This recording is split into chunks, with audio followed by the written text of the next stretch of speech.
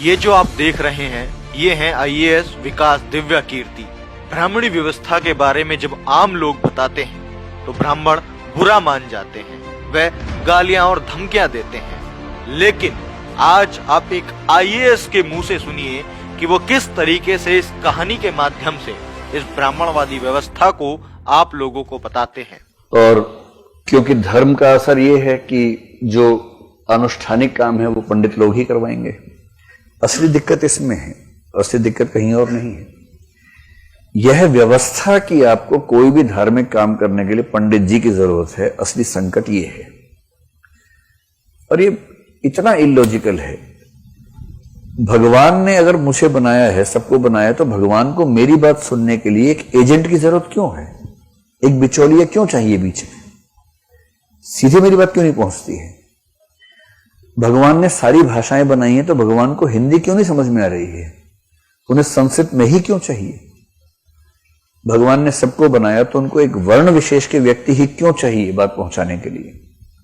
एकदम इलॉजिकल है, अतार्किक है। तो हम तो मानते हैं कि अगर भगवान है तो वो इतना क्रूर और भेदभाव करने वाला नहीं हो सकता कि वो कुछ व्यक्तियों को लाइसेंस जारी कर दे जीवन भर के लिए कि तुम पैसा कमाओ सबसे और मेरे तक उनकी बात पहुंचाओ। तुम पहुंचाओगे तो हम काम करेंगे, वरना काम नहीं करेंगे, फाइल दबा देंगे उनकी, चिंता मत करना। ऐसा कैसे हो सकता है? भगवान है, कोई ब्यूरोक्रेसी थोड़ा ना है, भगवान का सिस्टम है। लेकिन गांव का आदमी, अनपढ़ आदमी कैसे समझे? ये गोदान की भी समस्या है। होरी और गोबर, गोबर कौन है? होरी का बिटवा, हाँ वही है। उन दोनों के बीच में झगड़ा इसी बात पे है। होरी का माइंडसेट ऐसा ही है कि धर्म, पंडित जी बड़े पवित्र होते हैं ये लोग। आप किसी और जाति के आदमी का पैसा मार लो कोई बात नहीं करें, तो ब्राह्मण का पैसा अगर उसकी एक पाई भी दब गई तो हड्डी तोड़ कर निकलेगी। ये गोदान का वाक्य है। तो ठीक यही वाक्य प्रेमचंद की कहानियों में कम से कम 2 जगह आता है। ठीक यही वाक्य आता है, उनके वाक्य भी वही आते हैं। तो दुखी चमार को तिलक के लिए सगुन निकलवाना है, उसके लिए आया है। पंडित घासीराम ने कहा हाँ हाँ निकालेंगे निकालेंगे, चलो एक काम करो, थोड़ा काम कर दो, ये काम कर दो, वो काम कर दो। बाद में एक लकड़ी थी बहुत मोटी, इसको काट दो। और वो इतनी मोटी लकड़ी है, इतना कठिन है, काटते काटते बेचारा थक गया है, मतलब पसीना निकल गया, हाफ गया, ऊर्जा उसमें ज्यादा है भी नहीं, कुपोषण से ग्रस्त है, खाने पीने को मिलता नहीं है, उसकी जान निकल रही है, एकदम लग रहा कि मर जाऊंगा, खाना कोई पूछ नहीं रहा उसको। अंत में उसको लग रहा चलो चिलम पी के शायद थोड़ा ठीक हो जाऊं, तो चिलम के लिए आग मांगी।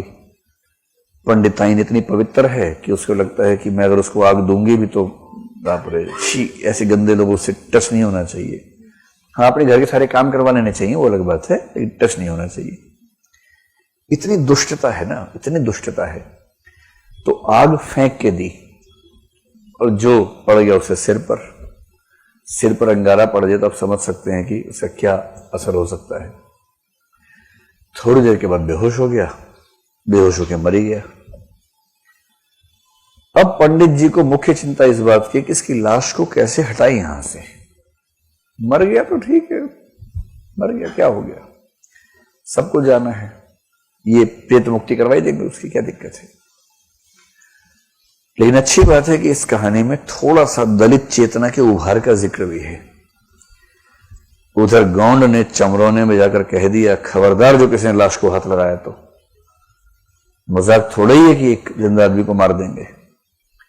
तो ये पहली बार दिख रहा है कि दलित वर्ग में एक चेतना उभरने शुरू हुई है और उस जाति के लोगों ने लाश को हाथ लगाने से मना कर दिया, हम नहीं उठाएंगे लाश को, भाई हम तो इस बात को सहन नहीं करेंगे, स्वीकार नहीं करेंगे। और अंत में बहुत दुखी होकर पंडित घासीराम ने खुद उस लाश को घसीट के उस स्थान में पहुंचाया जहां चील कौवों ने उस लाश को खाया। और ये होता है जिंदगी भर सेवा करने का फल। तो सदगति कहानी में क्या लगता है, दलितों का मजाक बनाया है या दलितों के प्रति संवेदनशील है प्रेमचंद? संवेदनशील है। और ब्राह्मणीय व्यवस्था, वर्ण व्यवस्था पर करारी चोट की है, क्योंकि वो सदगति करवाने के नाम पर सारा कर्मकांड करते हैं। और जो हाल किया है इसका, वो हाल अपने आप में बता रहा है कि इस व्यवस्था में कुछ औचित्य रखा नहीं हुआ है। तो सदगति के बारे में कुछ लोग कहते हैं कि वो प्रेमचंद की 300 कहानियों में सबसे अच्छी कहानी मानी जा सकती है।